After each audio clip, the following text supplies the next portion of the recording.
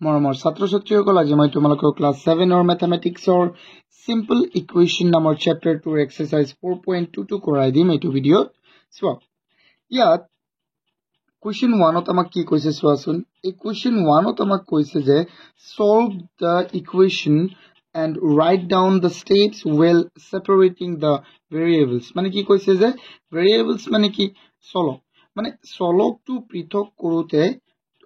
কৰা প্ৰথম স্টেপটো প্ৰথম স্তৰটো লিখিব লাগে আৰু ইকুৱেশ্যনটো কি কৰিব লাগে আমাৰ সলভ কৰিব লাগে সো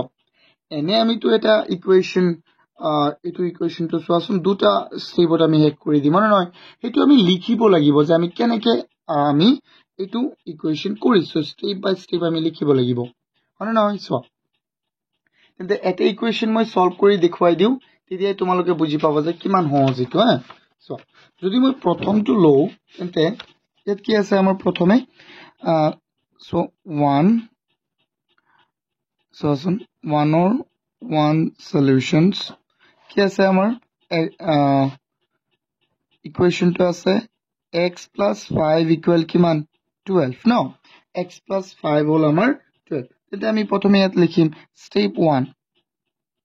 step 1 ত আমি কি কৰিছো সোৱা কি কৰিম সোৱা যেহেতু ইয়াত ইফালে প্লাস আছে ইফালে +5 আছে ন সো সদায় তুমি মনত ৰাখিব লাগিব যে এটা সিম্পল ইকুৱেশ্যন বা যিকোনো এটা ইকুৱেশ্যন আমি সলভ কৰিবলৈ সদায় ভেৰিয়েবল এটো হল কি আমাৰ ভেৰিয়েবল x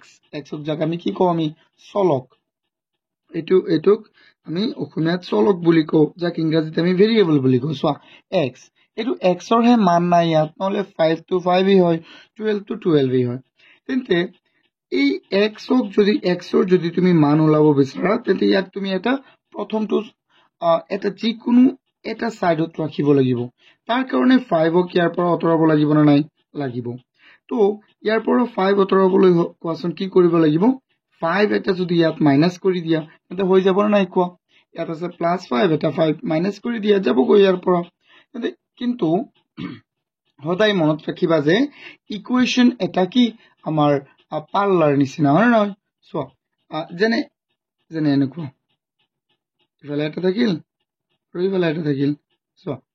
এটোৰ মাজৰ যদি তুমি ইয়াত 1 কেজি দিয়া তেন্তে ইয়াতো 1 কেজি দিব লাগিব নহলে তো সমান নহয় কেতিয়াও না নহয় সো ইয়াৰ পৰা যদি তুমি 5 মাইনাস কৰা ইয়াৰ পৰা কি কৰিব লাগিব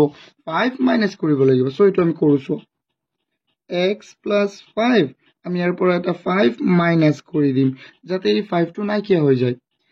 নাইকিয়া হৈ গলে তো x টো অকলে থাকিব না এটা মূৰত থাকিব হেই কাৰণে আমি এনেকৈ কৰি আছো তেন্তে 12 ৰ পৰা কি কৰিব লাগিব 5 মাইনাস কৰিব লাগিব আৰু নহয় সো এতিয়া কি হৈ যাব এতিয়া আমাৰ হৈ গল step 1 তেসো x = কিমান হৈ গল x 5 পৰা 5 ৰ পৰা 5 গল 0 আৰু 0 আমি লিখিব না লাগে আৰু 12 ৰ পৰা 5 গল আমাৰ কিমান থাকি গল কোৱাচোন 7 কিমান থাকিল 7 ডান হৈ গল step 1 তে আমাৰ এটো প্ৰবলেম সলভ হৈ গল এতিয়া সো আমি নেক্সট আমাৰ কি আছে 2 নম্বৰটো x - 7 = কিমান 0 x - 7 = আমাৰ 0 দিয়া আছে কিন্তু ইয়াতো লিখো step 1 সো step 1 ত ইয়াত আছে x - 7 সো যেহেতু আমি x ক অকলহৰীয়া কৰিব লাগে তেন্তে ইয়াৰ পৰা -7 টো আমি অতৰাব লাগিব কোৱাচোন -7 ৰ লগত কি যোগ বিয়োগ বা পূৰণৰ কি কৰিলে এই -7 টো নাইকিয়া হ'ব সো ইয়াৰ লগত যদি তুমি এটা +7 এড কৰি দিয়া যোগ কৰি দিয়া হয় না নহয় তেন্তে হৈ যাব সো তেন্তে ইয়াত যদি যোগ কৰা +7 তেন্তে ইয়াতো এটা 7 যোগ কৰিব লাগিব হয় না নহয় কোৱা কৰিব লাগিব সো কি হৈ যাব আমাৰ x - 7 আৰু ইয়াৰ লগত এটা 7 যোগ কৰি দিলু তেন্তে 0 ৰ লগতো এটা কি কৰিব লাগিব 7 যোগ কৰিব লাগিব দেন কি হৈ যাব আমাৰ কোৱা আনসাৰটো 7 ৰ পৰা 7 গল সো এটা হল -7 এটা হল +7 ইয়াত 0 থাকিল তেন্তে আমি 0 টো লিখিব না লাগে আৰু 0 ৰ লগত 7 যোগ কৰিলে মানে কি হ'ব 7 ই হ'ব না নাই হৈ যাব ডান এটো সো 3 নম্বৰটো চাও 3 নম্বৰটো কি আছে y - 3 = 6 সো এটো আছে না নাই তো সলিউশন লিখিলো সো এটো আমি কি লিখিম step 1 স্টেপ 1 টু কি হ'ব তেন্তে ইয়াত যেহেতু y ৰ লগত -7 আছে তেন্তে যেহেতু আমি y টো অকলে ৰাখিব লাগিব যিকোনো এটা সাইডত একেবাৰে অকলশৰীয়াকৈ ৰাখিব লাগিব তেন্তে এই -3 ৰ লগত আমি +3 এটা এড কৰি দিম -3 ৰ লগত +3 এটা এড কৰি দিম যেহেতু আমি এইটো সাইডত কৰিছো লেফট হ্যান্ড সাইডত +3 এটা এড কৰিছো তেন্তে আমি চোৱা ৰাইট হ্যান্ড সাইডতো আমি কি কৰিব লাগিব +3 এটা এড কৰিব লাগিব সো আমি এড কৰিলো এতিয়া কি হ'ব তেন্তে এটো হৈ যাব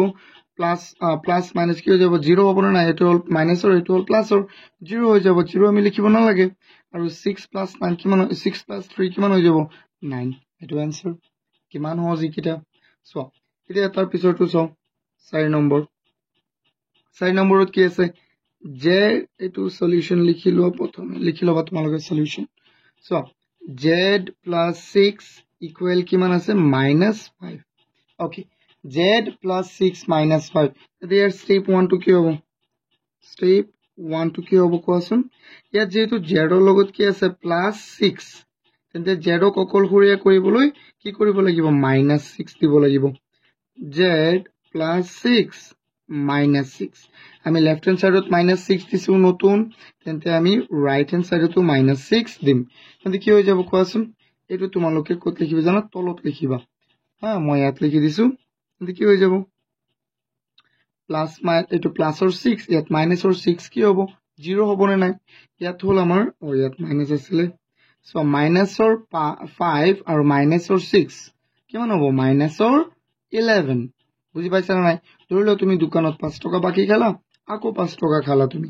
দোকানীজনে কি লিখিব তুমি বাকিটো খালা ঋণ হল কিন্তু দোকানীজনে এক লগ কৰি লিখি দিব অৰ্থাৎ কিমান লিখিব -11 টকা এটা লিখিব না নাই সো এটো হল আমাৰ आंसर এতিয়া সো আমি নেক্সট কি আছে আমাৰ 5 নম্বৰত আছে 5 নম্বৰত আছে আমাৰ কি 3x = 42 সো এটো কেনেকৈ সলভ কৰিবা কোৱা স্টেপ 1 টু আমাৰ কি হৈ যাব স্টেপ 1 টু হ'ব আমাৰ কি 3x ন ইয়াত যদি তুমি x ক ৰাখিব লাগে মন কৰিবা সদায় আমি ভেৰিয়েবলটোক এটা সাইডত ৰাখিব লাগিব ফৰ দ্যাট আমি কি কৰিব লাগিব এই 3 টো ইয়াৰ পৰা আঁতৰাব লাগিব 3 তোমালোকে এইটো আৰু বহুত এটা কি সহজ উপায় আছে আমি এইটো পিছত চাম কিন্তু ইয়াত চোৱা কেনেকৈ কৰিবা এই 3 টো ইয়াত কি হৈ আছে x ৰ লগত পূৰণ যদি আমি 3 এটা ইয়াৰ লগত কি কৰি দিও হৰণ যাবনে নাই কোৱা 3 আছে পূৰণ কিন্তু আমি কৰি দিম কি হৰণ তেন্তে ইয়াত এটা 3 হৰণ কৰি দিম তেন্তে ইয়াততো আমি 3 হৰণ কৰিব লাগিব না নহয় কৰিব লাগিব সো লিখাচোন 3x তেন্তে ইয়াৰ লগত আমি এটা 3 হৰণ কৰি দিলো আকৌ ইয়াত আছিল আমাৰ কিমান 42 লগত আমি 3 এটা হৰণ কৰিব লাগিব সো 3 এবাৰ যাব এক আমি লিখিলো হল তেন্তে এটা থাকিব অকল x আৰু 342 কেবাৰ যাব সো 3 ইয়াত যাব এবাৰ ইয়াত 4 যাব কেবাৰ এবাৰ আৰু এক বাকি থাকিল 12 যাব কেবাৰ 4 বাৰ কিমান হৈ গল আমাৰ 14 এটো কিমান সহজ এতিয়া চাও আমি next question to students next question to আমাৰ কি আছে ইয়াত যেহেতু আমাৰ স্টেপ 1 টু লিখিব কৈছে এই কাৰণে জাস্ট আমি কি কৰিছো স্টেপ 1 টু লিখি আছো এতিয়া চাও আমি 6 নম্বৰটো সো 6 নম্বৰটো আমাৰ কি আছে 6 নম্বৰটোত আছে আমাৰ x by এটো লিখিলো x by 6 x by not 6 x by 5 x by 5 equal 6 equal কি আছে আমাৰ 6 so students এটো কি কৰিবা এটো তো লিখি দিয়া step 1 এটো হল আমাৰ step 1 ইয়াত আছে তোমাৰ 5 হৰণ হৈ আছে ভেৰিয়েবলৰ লগত কি আছে হৰণ তোমালোকে এটা বস্তু মনত ৰাখিবা যদি যোগ হৈ থাকে আমি বিয়োগ কৰিম বিয়োগ থাকিলে আমি যোগ কৰিম পূৰণ থাকিলে হৰণ কৰিম হৰণ থাকিলে কি কৰিম আমি হৰণ থাকিলে আমি পূৰণ কৰিম সিম্পল ইয়াত যেহেতু x ৰ লগত এটা 5 হৰণ হৈ আছে তেন্তে আমি ইয়াত 5 এটা কি কৰি দিম পূৰণ কৰি দিম ইয়াত যদি 5 এটা পূৰণ কৰো আমি ইফালে 5 এটা পূৰণ কৰিব লাগিব তেন্তে সো x by 5 আমি ইয়াত এটা 5 পূৰণ কৰি দিলো আৰু ইফালে 6 আছে 6 ৰ লগত আমি 5 এটা পূৰণ কৰিব লাগিব তেন্তে কি হ'ব কোৱা 5 কাটি গল তেন্তে ইয়াত থাকিল আমাৰ x আৰু 6 পূৰণ 5 কিমান হৈ যাব 30 হৈ গল এতিয়া সো আমি নেক্সট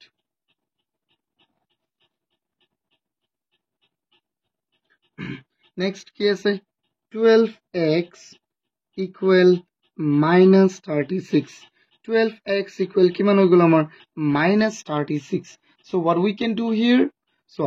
ইয়াত x ৰ লগত কি পূৰণ হৈ আছে 12 এটা পূৰণ হৈ আছে হয় নহয় so যেহেতু আমাৰ মূল লক্ষ্য হ'ব লাগে কি যে x টোক অকলকে ৰাখিবলৈ so আমি লিখিম step 1 আমি 12 টোক so ইয়াত পূৰণ হৈ আছে তেন্তে আমি 12 এটা হৰণ কৰি দিম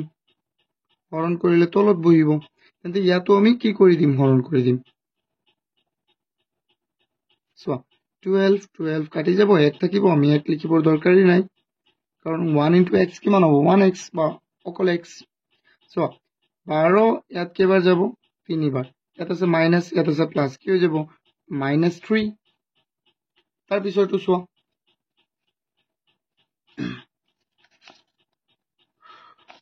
so next question to আমি চাও 8 question 8 এটোত কি দিয়া আছে এটো দিয়া আছে আমাৰ সলিউশন x by 4 equal কি আছে আমাৰ 3 by 5 এটো দিয়া আছে ন এটো দিয়া আছে সো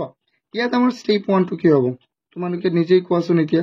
ইমান কেটা কৰালৈ তেতিয়া তুমি নিজে কও পাৰিবা ইয়াত যেহেতু চলকটোৰ লগত বা ভেৰিয়েবলটোৰ লগত 4 এটা হৰণ হৈ আছে তেন্তে ইয়াত আমি কি কৰি দিম পূৰণ কৰি দিম 4 তেন্তে ইয়াতো পূৰণ কৰিব লাগিব কৰা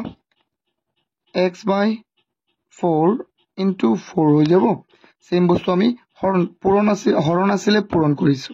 তেন্তে ইয়াতো আমি 4 এটা পূৰণ কৰিছো ইয়াতো কৰিব লাগিব তেন্তে 4 গ'ল সো ইয়াত এটো ওপৰৰ পৰা পূৰণ হ'ব নহয় 4 into 3 কিমান হৈ যাব 12 আৰু ইয়াৰ তলতে 1 আছে 1 into 5 কিমান 5 ইয়াত থাকিল অকল x ইয়াত হৈ যাব 12 আৰু 5 into 1 5 done this is our answer এতিয়া চাও 9 নম্বৰটো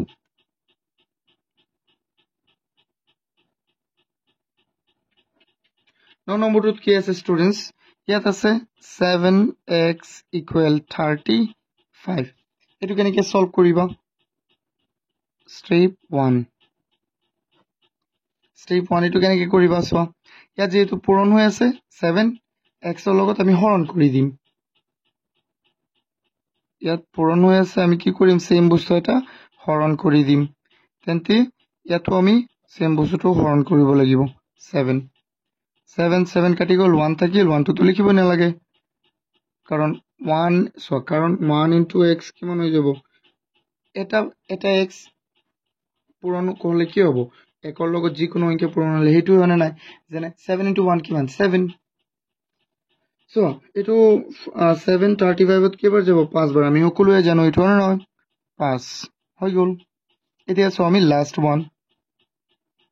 x লিখি মই স্টাইল লিখি আছে সো এতিয়া এটো কি আছে ইয়াত p by সলিউশন টু লিখিলো p by 4 equal